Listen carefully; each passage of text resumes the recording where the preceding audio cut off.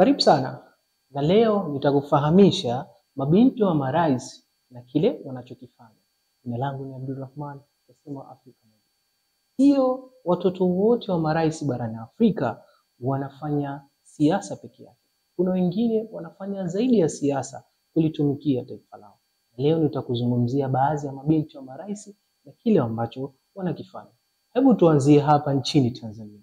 Wanu Hafidh Ameir. Huyu ni mwanasiasa maarufu zaidi visiwani Zanzibar. Ameanza siasa mwaka 2005.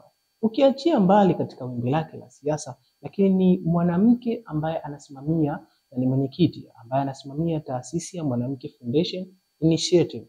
Bali ya hilo, ni mtu ambaye anapigania elimu ya watoto na ni sauti ya mwanamke Tanzania. Charlene Ruto.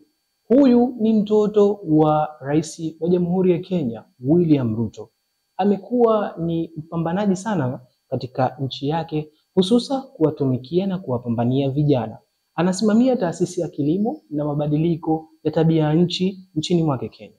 Lakini mbali ya kuwa na hayo, amekuwa akipiganiwa vita sana kwa sababu ya kuwa na ofisi ndogo katika Ikulu.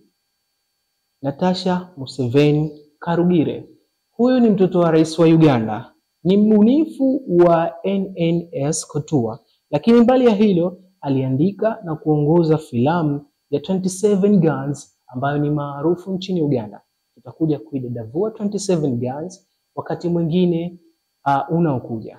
Lakini kwa upande mwingine, huyu anasimamia na kuenzi historia yote ya nchi ya Uganda na hutoa nafasi kwa wanawake mbele ya kamera na hata nyuma ya kamera. Kwa kumalizia tu, nitamalizia na Angel Kagame wa Rwanda. Ni mtoto wa rais wa nchi ya Rwanda.